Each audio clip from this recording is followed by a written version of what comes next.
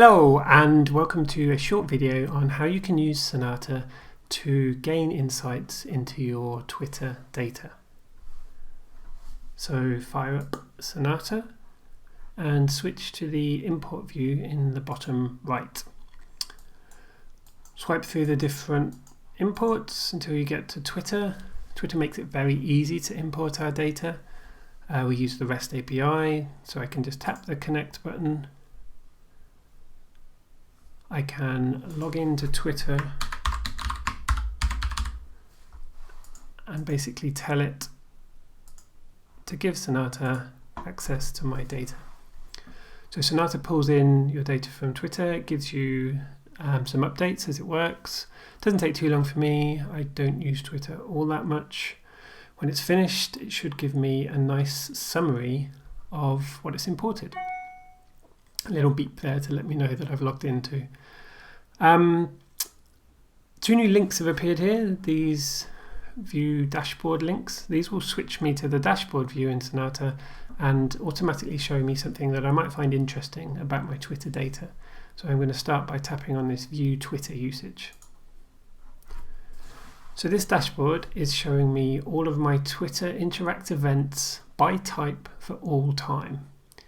Now Sownata understands 4 types of Twitter event: a tweet, a like, a mention and a retweet, and I can see how many of each of those I've done for the last 9 years. It's quite interesting. I think you can see a real change in usage. You can see in the early days I was much more of a contributor, lots of tweeting, lots of mentions, but in the last couple of years what I really seem to do is like stuff that other people have tweeted. You can see how much I use it each year. If you want exact numbers, you can tap on a bar. So in 2012, 292 tweets. In 2019, 168 likes. I quite like this view, so I'm going to make a favorite of it. So I can use the favorite tab up here to make a bookmark, and then if I ever want to come back to it, it's there ready for me to come back to.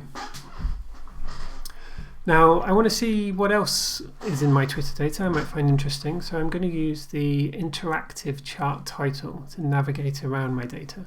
So right now I'm looking at Twitter events by type, but I really want to see who do I interact with on Twitter. So instead of by type, I'm going to tap just there, I'm going to change it to with. I'm going to see who I interact with.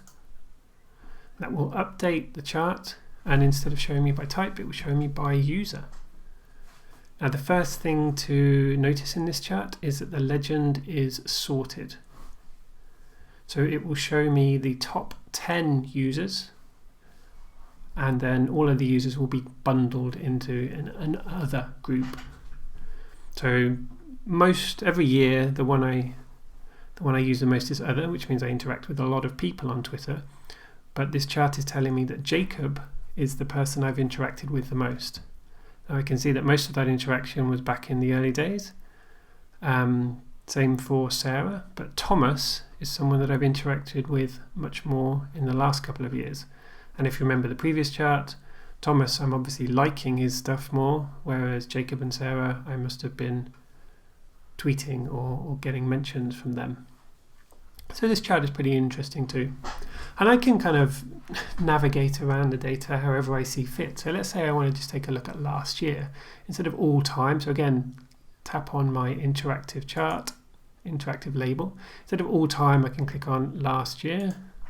That will show me last year. And I can pinch and zoom to switch between months and years. So if I just zoom in and I switch to a view of months, and I can see again my Twitter interact events, but this time last year by month. I can drill down if I want to see the individual events by long tapping on one of the bars. So a single tap will give me the number, but a long tap will switch me to the view events view and show me the individual tweets that make up that bar in the chart. So these 2 tweets are the 2 interactions I had with Monzo in March of 2019. That's it, I think, for this video. Hopefully that's helpful. I'm very interested to know if you guys find your Twitter data interesting. Please do let me know. Thank you. Have a great day.